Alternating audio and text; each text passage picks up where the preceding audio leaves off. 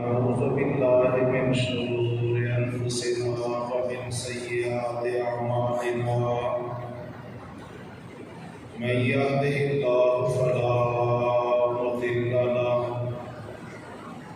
ومن يضلل فلا هادي له أشهد أن لا إله إلا الله وحده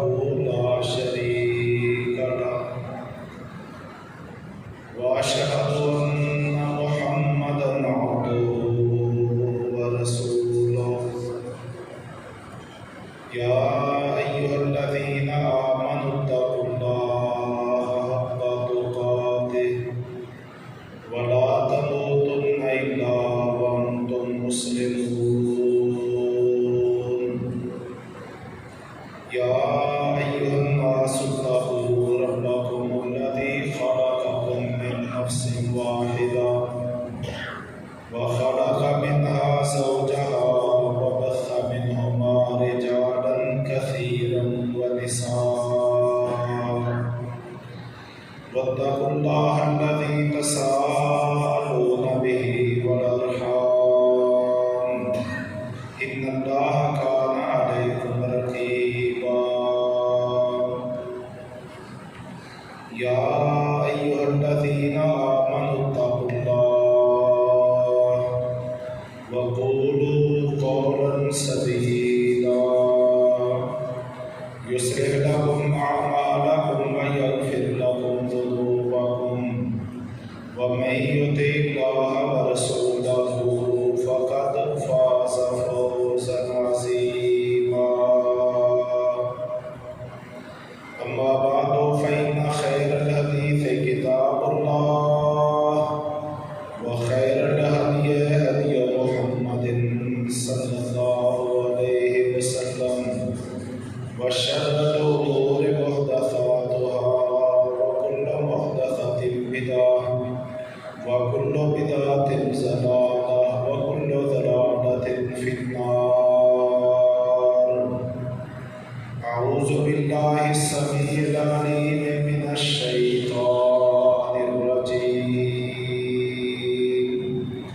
من همزه ونفخه ونفثه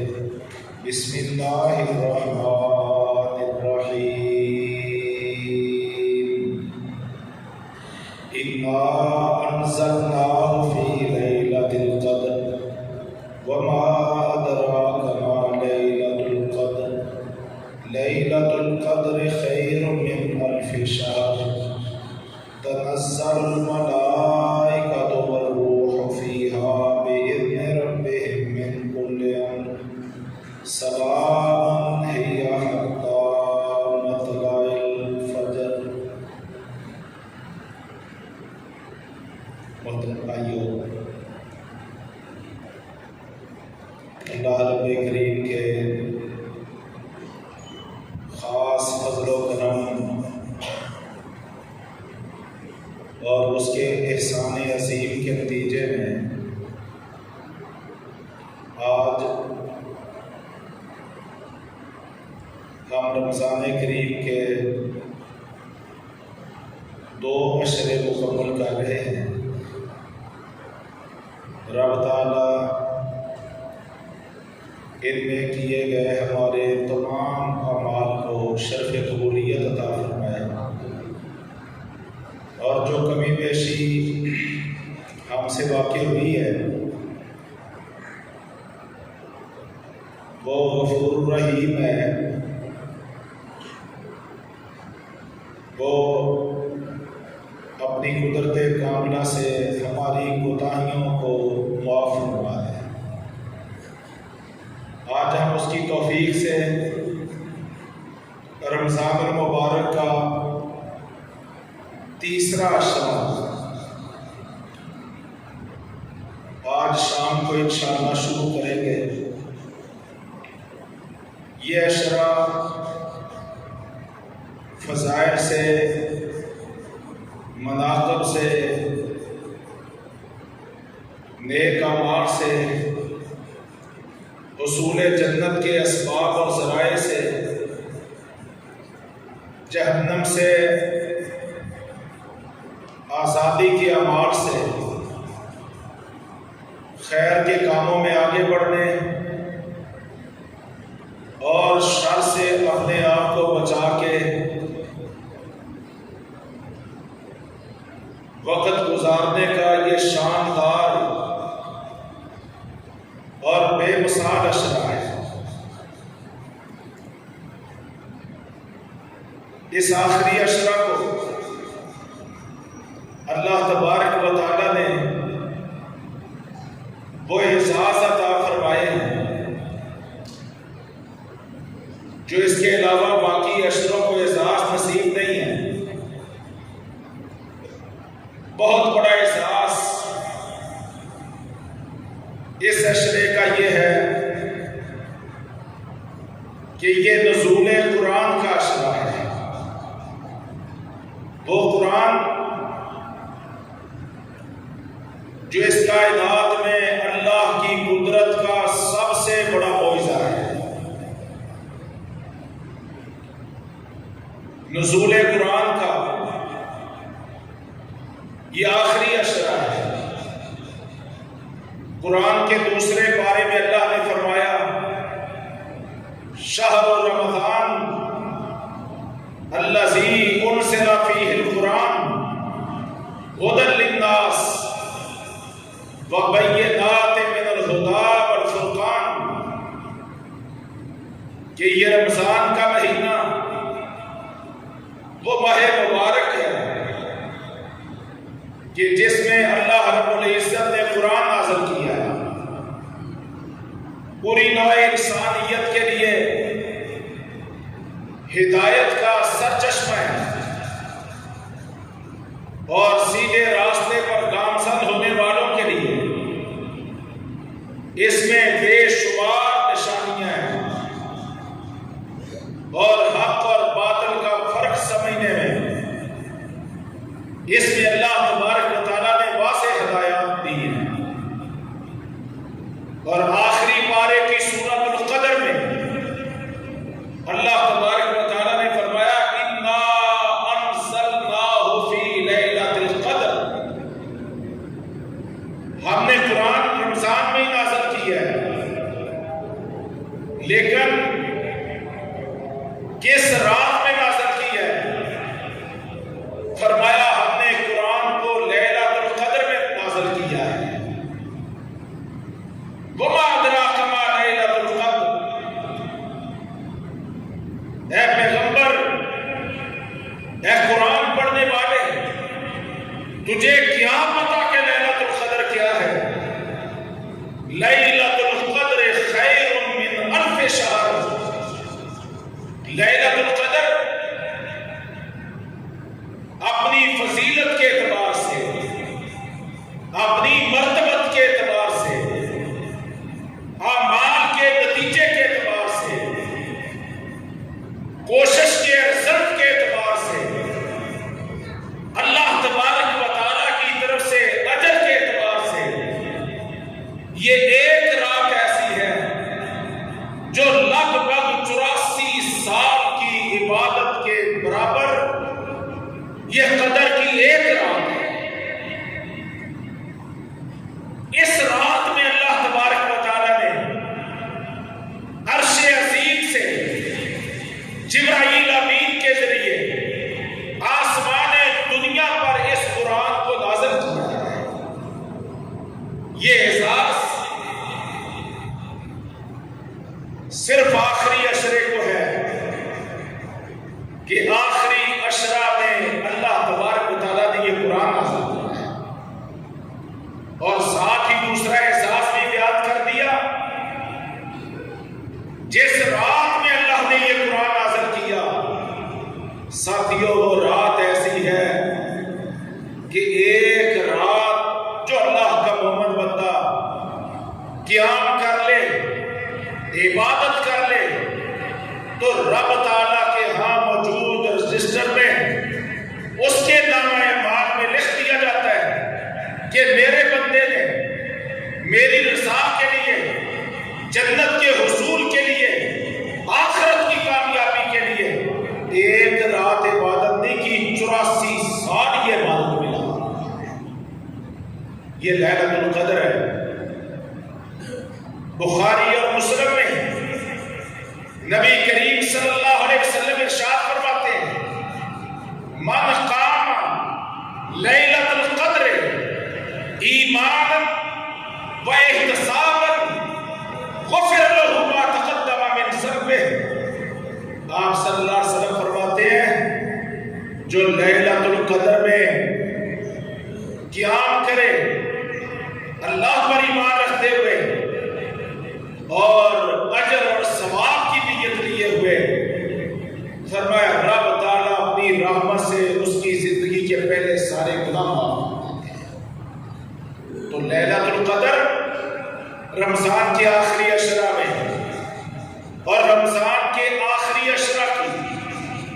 9 یا 10 راتوں کی بجائے 5 راتوں میں اور 5ویں طاق راتوں میں 21ویں 23ویں 25ویں 27ویں اور 29ویں یہ 5 راتیں ہیں جن کو نبی کریم صلی اللہ علیہ وسلم نے باقاعدہ طور پہ نامزد کر دیا کہ اگر کوئی لیلۃ القدر تلاش کرنا چاہے تو وہ آخری عشرے کی 5 راتوں میں اس کو چاہیے کہ وہ تلاش کرے۔ روایات میں آتا ہے ایک موقع پہ اللہ تبارک و تعالیٰ نے نبی کریم صلی اللہ علیہ وسلم کی رہنمائی کر دی تھی کہ لیلۃ القدر فلاں طاق رات میں۔ آپ صلی اللہ علیہ وسلم کو بڑی خوشی ہوئی، آپ باہر نکلے اپنے صحابہ کو آگاہ کرنے کے لیے، ان کو خوشخبری دینے کے لیے، اور باہر دیکھا کہ 2 مسلمان آپس میں لڑائی کر رہے ہیں، تو تکرار کر رہے ہیں، آپس میں بحث مباحثہ کر رہے ہیں۔ تو جو ہی آپ کے سامنے یہ آپس میں 2 لڑائی کرنے والوں، جھگڑا کرنے والوں، تنازع کرنے والوں کا احوال آپ کے سامنے آیا تو آپ صلی اللہ علیہ وسلم کو لیلۃ القدر بلا دی گئی، لیلۃ القدر بلا دی گئی۔ اس میں ایک مسئلہ یہ بھی ہے کہ دیکھو لڑائیوں سے انسانی معاشرہ کتنی بڑی خیر اور برکت سے محروم ہو جاتا ہے، اور دوسری چیز یہ بھی ہے کہ بڑھا دینے میں بھی اللہ کی طرف سے رحمت ہے۔ اگر نامزد ہوتی ایک رات تو ہم ایک رات میں عبادت کرتے،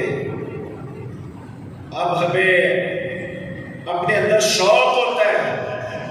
کہ ہم نے لیلۃ القدر کو تلاش کرنا ہے، اور ایک رات کی بجائے ایمان والے 5 راتوں میں کوشش اور محنت کرتے ہیں،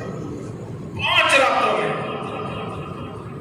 تو لیلۃ القدر بھی مل گئی اور 5 راتوں میں کیے گئے اعمال کا بھی اللہ کے ہاں اجر ثواب کر دیا۔ سو ساتھیوں، نبی کریم صلی اللہ علیہ وسلم آخری عشرہ میں بہت محنت کیا کرتے تھے، مستعد ہو جایا کرتے تھے، اپنی کمرے ہمت باندھ لیا کرتے تھے، اپنے گھر والوں کو بیدار کر دیا کرتے تھے، اور ساری رات آپ صلی اللہ علیہ وسلم عبادت کے لیے وقف کر دیا کرتے تھے۔ یہ ہمارے نبی کریم صلی اللہ علیہ وسلم کا اسوہ ہے۔ اللہ رب العزت ہمیں بھی اپنے پیغمبر کا یہ عظیم اسوہ اختیار کرنے کی، اپنانے کی توفیق عطا فرمائے۔ تو آج بھی غروب آفتاب سے لے کے طلوع آفتاب تک یہ جناب لیلۃ القدر کی راتوں میں سے ایک رات آج کی بھی رات ہے،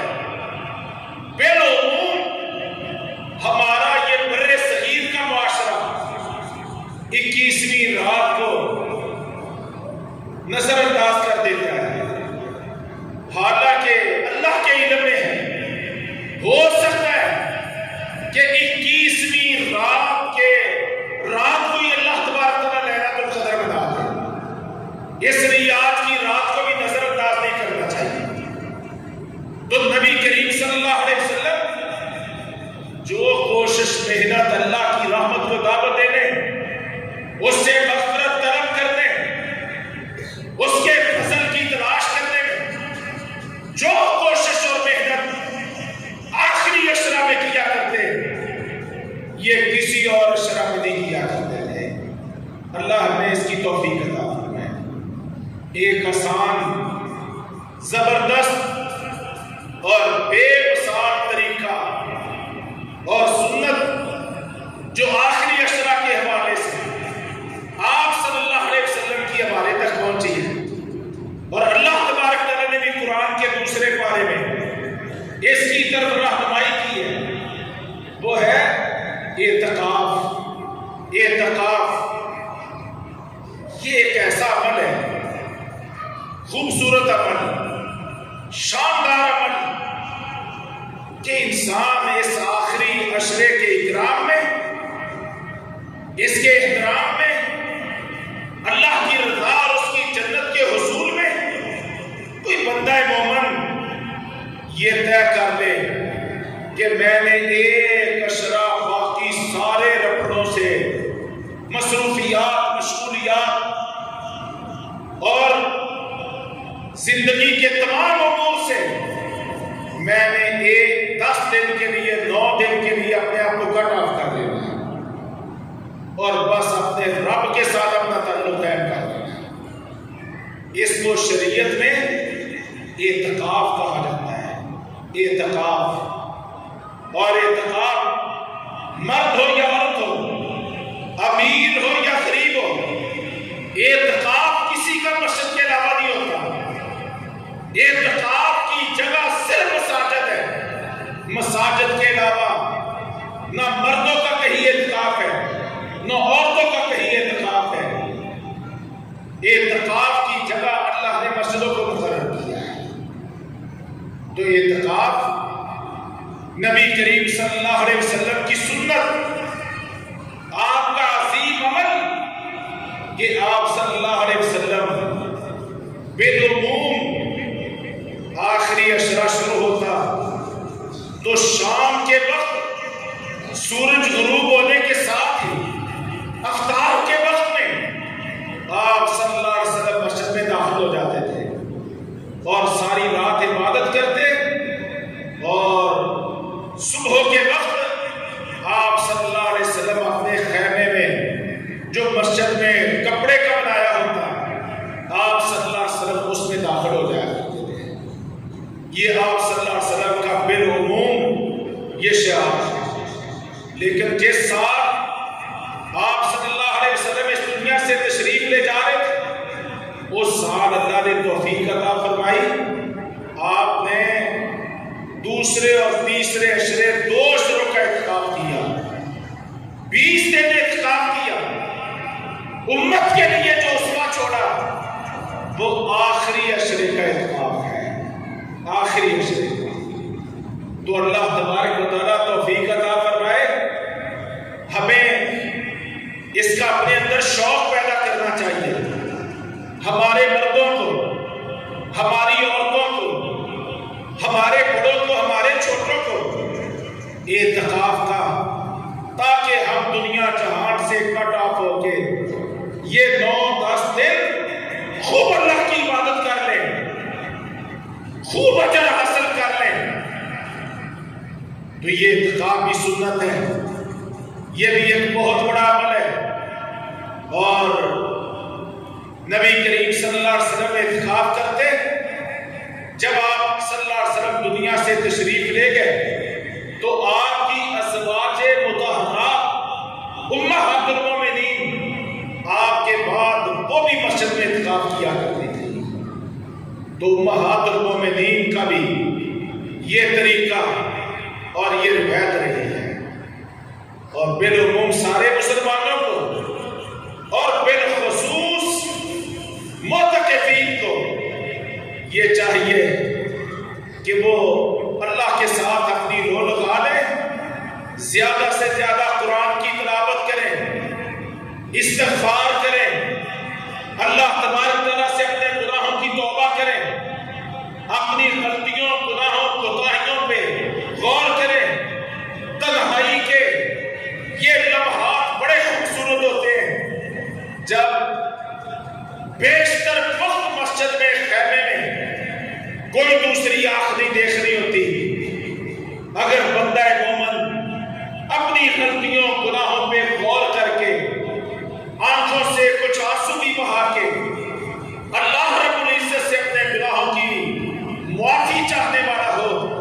تو ساتھیوں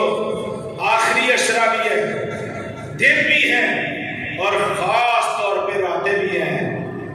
کہ بندہ مومن رات کے پچھلے پہر اپنے رب کے سامنے جب رب تعالیٰ پہلے آسمان پہ تشریف لے آتے ہیں اور اللہ کی طرف سے اعلان ہوتا ہے مجھ سے کوئی معافی مانگنے والا ہے، مجھ سے کوئی چاہنے والا ہے، مجھ سے کوئی طلب کرنے والا کہ میں اس کو معاف بھی کر دوں، اس کی چاہتوں کو پورا بھی کر دوں،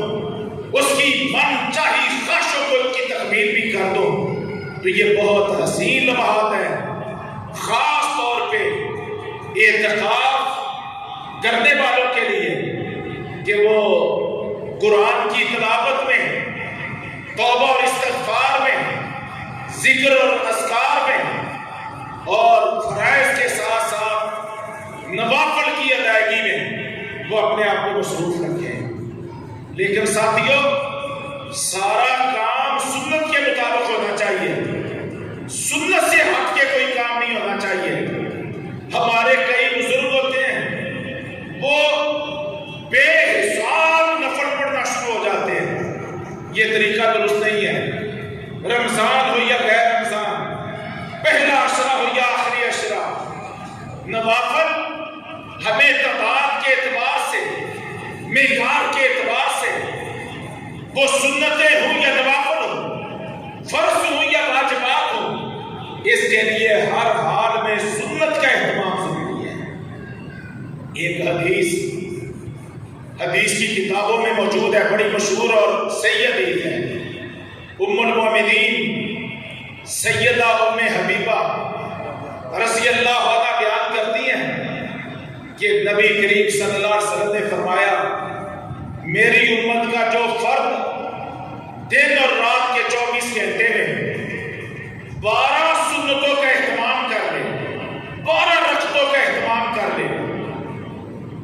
آپ صلی اللہ علیہ وسلم نے فرمایا اللہ تبارک و تعالی جنت میں اس کا ایک گھر بنا دیتا ہے۔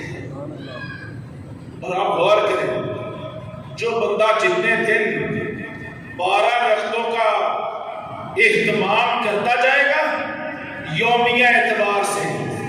24 گھنٹے کے اعتبار سے اس کا جنت میں ایک گھر بنتا جائے گا۔ آپ جس کو جتنے گھر چاہیے ہو اس کو چاہیے کہ وہ ان 12 رکعتوں کا اہتمام کر لے۔ یہاں تو ہمارے جو سرمایہ دار ہیں وہ سردیوں کے الگ گھر بناتے ہیں، کوئی مری میں،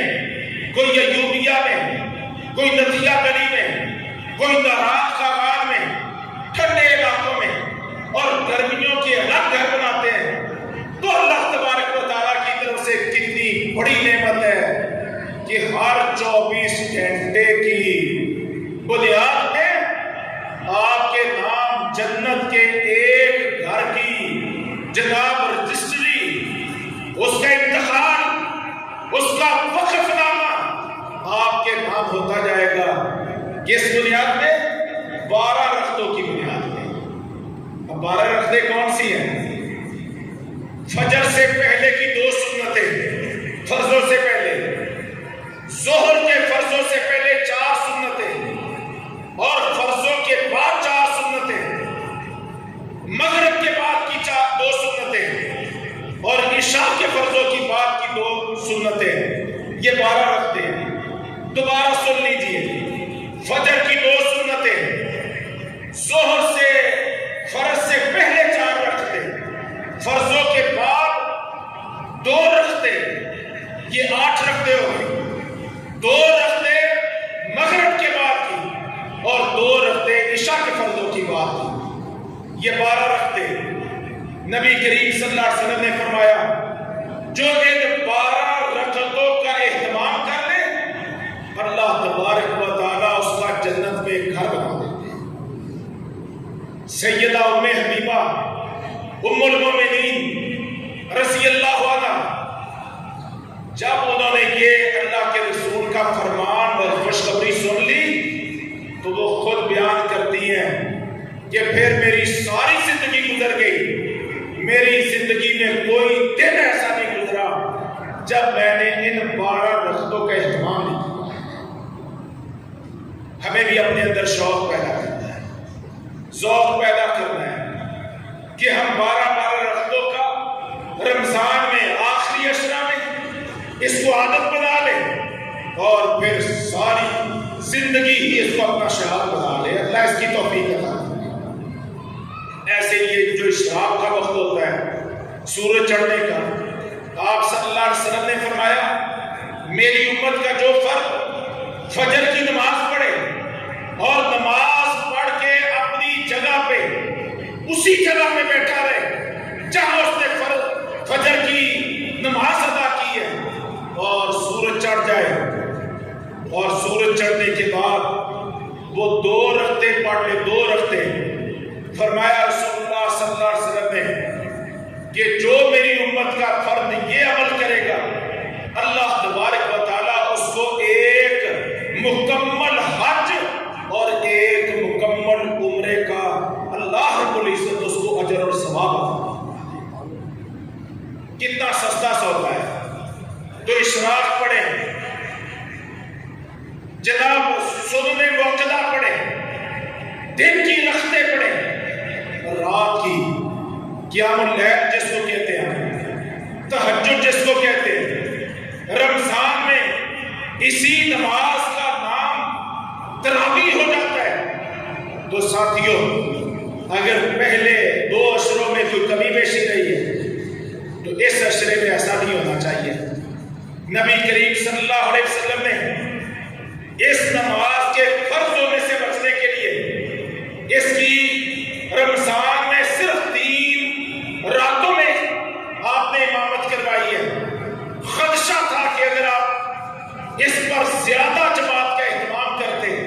تو کہیں یہ چھٹی نماز بھی امت پہ باجماعت فرض نہ ہو۔ لیکن یہ ہے بڑی فضیلت والی،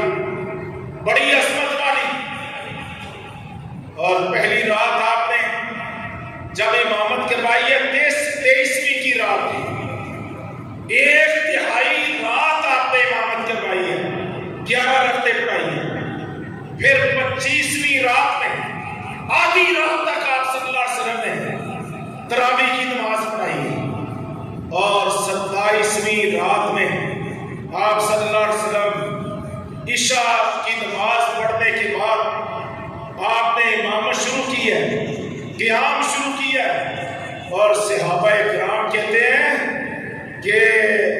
فجر کی اذان اتنی قریب آ گئی کہ ہمیں یہ خطرہ محسوس ہوا کہ آج تو اس تراویح کی وجہ سے شاید ہم سحر بھی نہ کھا پائیں۔ گویا کہ فجر کی نماز کے قریب ترین تک آپ صلی اللہ علیہ وسلم نے تراویح کی نماز پڑھائی ہے۔ تو یہ ہمارے لیے بھی سنت ہے، اس میں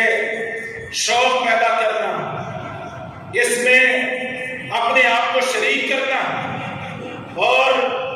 بھرپور انداز میں اپنے اماموں اور قاریوں کی اقتداء میں تراویح کی نماز کا، قیام اللیل کا اہتمام کرنا، قرآن کا باقاعدہ سننا، قیام کی حالت میں جناب تاخ راتوں کو گزارنا، یہ ہمارے لیے بہت بڑا گولڈن چانس ہے۔ اللہ رب العزت اس کی ہمیں توفیق عطا فرمائے۔ تو ساتھیوں، آپ غور کرتے جائیں، آپ کو ایک سے ایک بڑھ کے برانڈ ملے گا، بڑھ کے جناب مواقع نظر آئیں گے، اور بڑے بڑے فضائل اور اعمال نظر آئیں گے کہ جو اس کے علاوہ اللہ تبارک و تعالیٰ نے سال میں کسی اور مہینے کے ایک اشرے میں ایسے اعمال زبردست، شاندار، بے مثال اللہ رب العزت نے کسی اور مہینے کے ہفتے اشرے میں مقدر ہی نہیں کیے جو رمضان المبارک میں ان ساعتوں میں مقرر کر دیے۔ کوشش کیجیے راتوں کو قیام کیا جائے، راتوں کو قیام کیا جائے، لمبے قیام کیے جائیں، باجماعت قیام کیے جائیں، اگر باجماعت نہ ہو سکے انفرادی قیام کیا جائے۔ کوشش کیجیے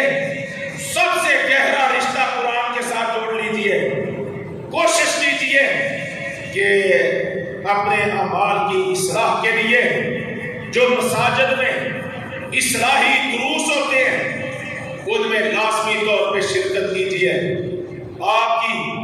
بہت ساری اعمال میں، کردار میں، شب و روز میں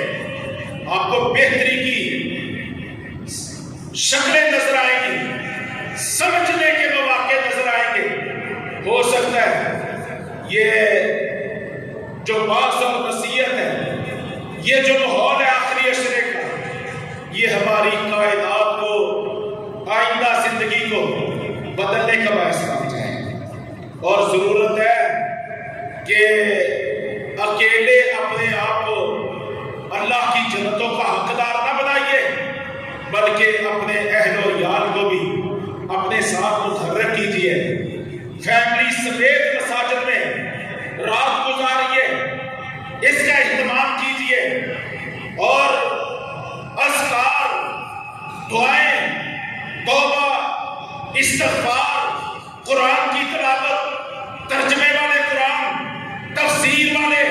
یعنی قرآن کی تفسیر کے جو نمونے ہیں ہمارے سامنے، آپ ان کو پڑھیے، سیکھیے، سمجھیے، اور یہ طے کیجیے کہ اس آخری عشرے میں جتنا بھی غنیمت کا مال اکٹھا ہو جائے، اعمال کی شکل میں، اچھے کردار کی شکل میں، اللہ کی خوشنودی اور اطاعت کی شکل میں، نبی کریم صلی اللہ علیہ وسلم کی سنت اور کردار کی شکل میں، تو ساتھیوں ان دنوں کو اپنے اندر شوق پیدا کر کے، دنیاوی مصروفیات کو کلوز کر کے، سارا سال ہمارے پاس پڑا ہوتا ہے، بڑا وقت پڑا ہوتا ہے، اگر یہ چند دن ہم بہت زیادہ دنیا کے دھندوں میں نہ بھی مصروف رہے تو یہ دنیا گزر ہی جائے گی۔ بعض اوقات ایسے واقعات ہو جاتے ہیں، حادثات ہو جاتے ہیں کہ 10 دن نہیں، مہینوں کے مہینے اور سالوں کے سال انسان کچھ کرنے کی قدرت نہیں رکھتا، وہ بھی تو ہم قبول کر لیتے ہیں، برداشت کر لیتے ہیں۔ اچھے لوگ وہ ہوتے ہیں جو خوشی اور رضا سے اپنے رب کے نام پہ اپنا وقت بھی صرف کرتے ہیں، اپنی صلاحیتیں بھی صرف کرتے ہیں، اپنے دل اور دماغ کو بھی یکسو کرتے ہیں اللہ کی عبادت کے لیے، اس عبادت کے لیے جس عبادت کے لیے ہم سب پیدا کیے گئے ہیں۔ تو اس سے اچھا موقع نہیں ملے گا، اس سے اچھا وقت نہیں ملے گا۔ کیا معلوم یہ عشرہ ہماری زندگی کا آخری عشرہ ہو، کیا معلوم آئندہ سال ہم میں سے کسی کو یہ بابرکت ساتھ نصیب ہو یا نہ ہو،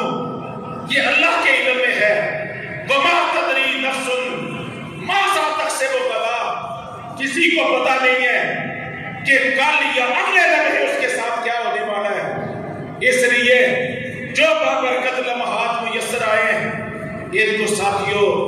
غنیمت جان لو، ان سے بھرپور فائدہ اٹھا لو، اور ان کو اپنی آخرت کے لیے بھرپور طور پر استعمال کر لو۔ اللہ رب العزت اس کی ہمیں توفیق عطا فرمائے۔ اور یہ آخری عشرہ، یہ آخری عشرہ جس کا شام سے آغاز ہو رہا ہے، یہ عشرہ، اس میں ایک اور بھی بہت بڑا کام ہے، بہت بڑا عمل ہے، اور وہ ہے فطرانہ جس کو صدقۃ الفطر کہا جاتا ہے۔ صدقۃ الفطر یہ نماز عید الفطر سے پہلے یہ فطرانہ ادا کرنا ہر مسلمان پہ،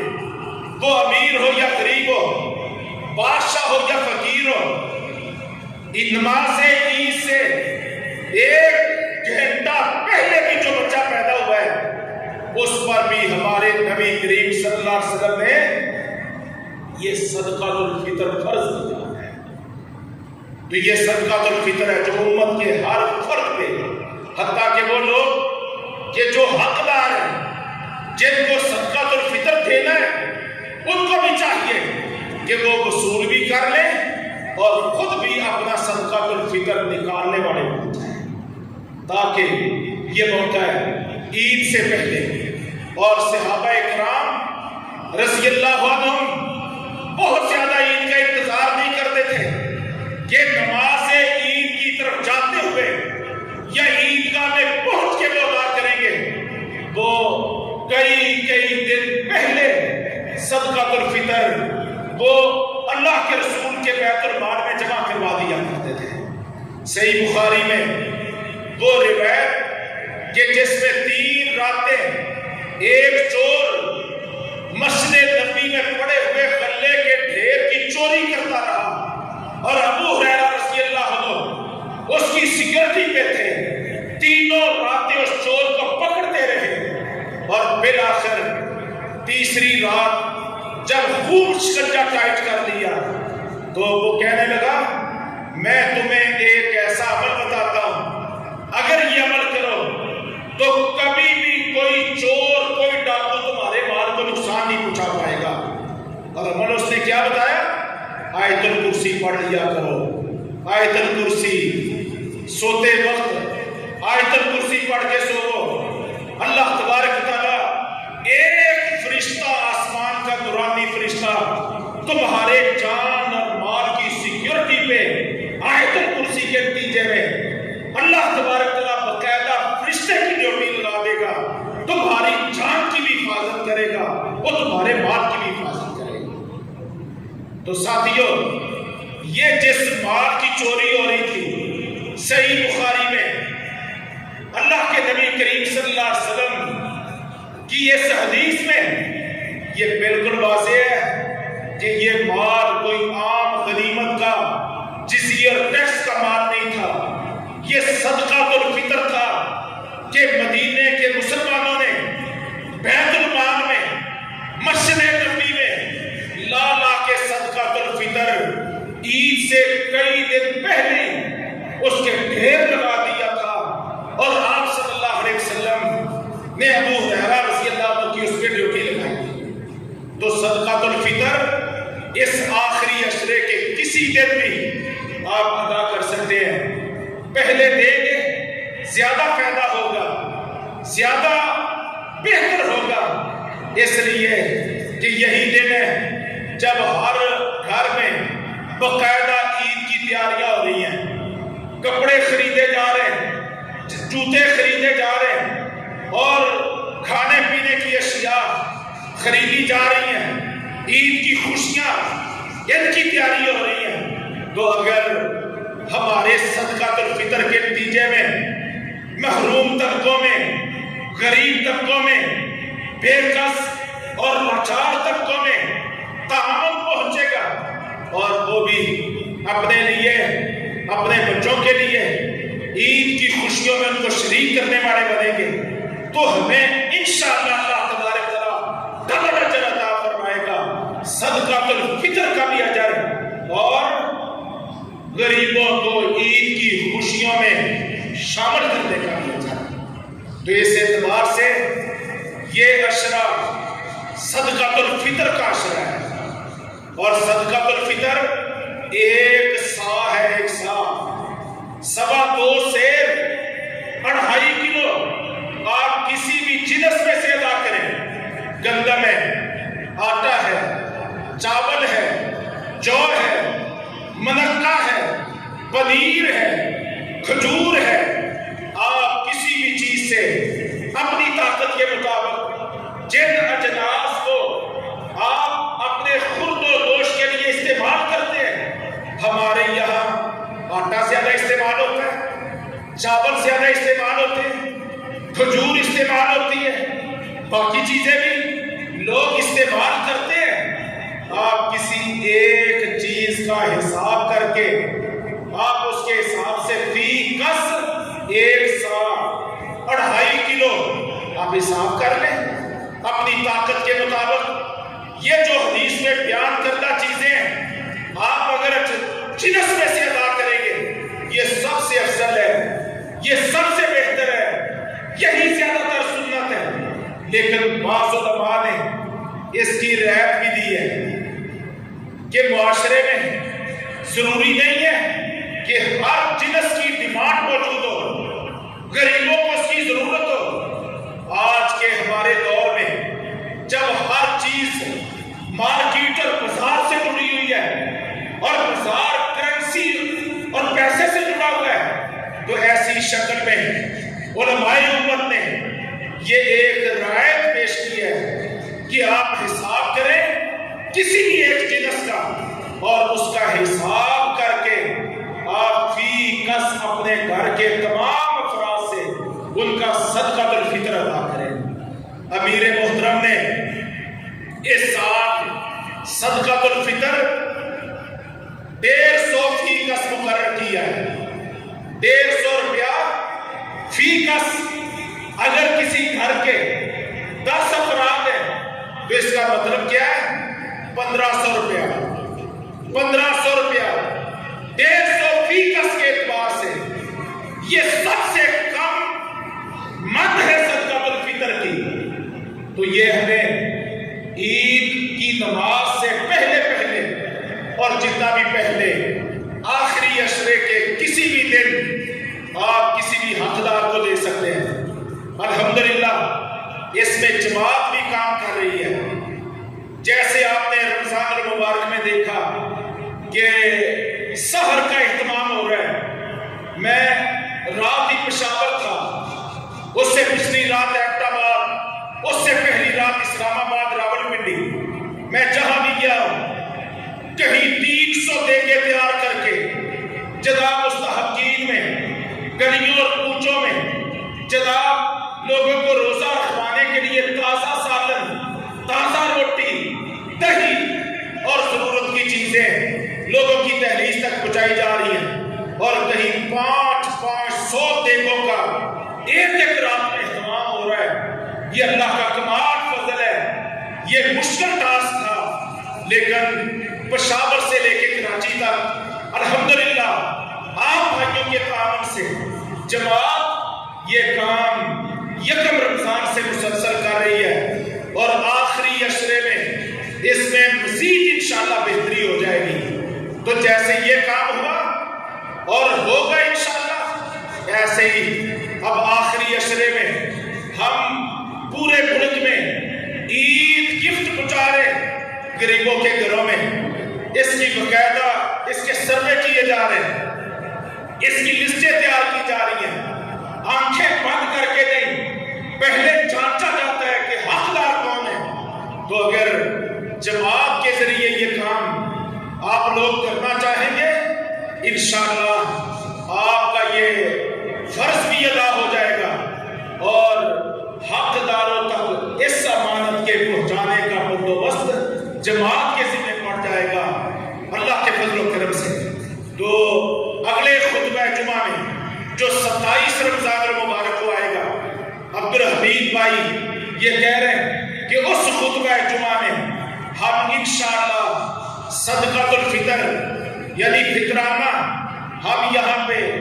اکٹھا کریں گے، اور اس کی تقسیم اور اس کی تفصیل کا اللہ کے فضل و کرم سے ایک جامع پروگرام ترتیب دیں گے۔ تو آپ بھائیوں اور بہنوں سے گزارش ہے کہ اپنا حساب کتاب کر کے اپنے ساتھ تعاون لے کے آئے، تاکہ یہاں مسجد میں ہم فطرانہ جمع کروا دیں، اور آگے 3 دن ہوں گے انشاءاللہ وہ حقداروں تک پہنچانے کا، اس میں اللہ کے فضل و کرم سے اہتمام اور بندوبست کیا جائے گا۔ تو یہ بھی ایک شکل ہے، اللہ تبارک تعالیٰ اس کی توفیق عطا فرمائے۔ یہ مرکز ہے، یہ مسجد تقویٰ اسلامی ہے، اللہ کے فضل و کرم سے یہ اللہ کا گھر ہے۔ یہاں پہ کتاب و سنت کی دعوت اور اس کی اشاعت کا بندوبست ہوتا ہے، حق کی آواز بلند ہوتی ہے، امت کے اتحاد کی پکار بلند ہوتی ہے، فرقہ واریت کے خلاف، دھڑے بندی کے خلاف امت کی ذہن سازی کی جاتی ہے۔ اس مسجد التقویٰ میں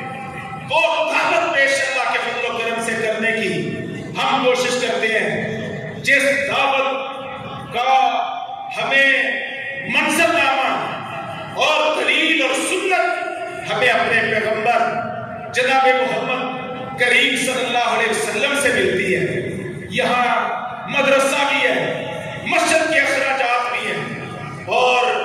بے شمار تعمیر اور ترقی کے کام بھی ہوتے ہیں۔ تو آج بھی میں آپ بھائیوں اور بہنوں کو یہ تلقین کروں گا، ابھی جب میں خطبہ مکمل کر کے بیٹھوں تو ہمارے بچے آپ کے پاس آئیں گے، آپ دل کھول کے اللہ کے گھر کے لیے تعاون کیجئے گا۔ رمضان کا یہ بابرکت مہینہ ہے، اس میں تو ہمارے پیغمبر صلی اللہ علیہ وسلم تیز آندھی کی طرح اللہ کے راستے میں خرچ بھی کیا کرتے تھے اور نیک اعمال میں آگے بھی بڑھا کرتے تھے اور بے کرے خرچ کیا کرتے تھے۔ اللہ رب العزت ہمیں بھی اس کی توفیق عطا فرمائے، ہمارے تمام اعمال کو قبول بھی فرما لے اور ہمیں ان بندوں میں شامل کر لے جن سے رب تعالی راضی ہو چکا ہے اور وہ اللہ سے راضی ہو چکے ہیں۔ ہماری دنیا بھی سدھر جائے، ہماری آخرت بھی بن جائے اور یہ رمضان ہماری دنیا اور آخرت کی کامیابی کی ضمانت بن جائے۔ وما علینا الا البلاغ۔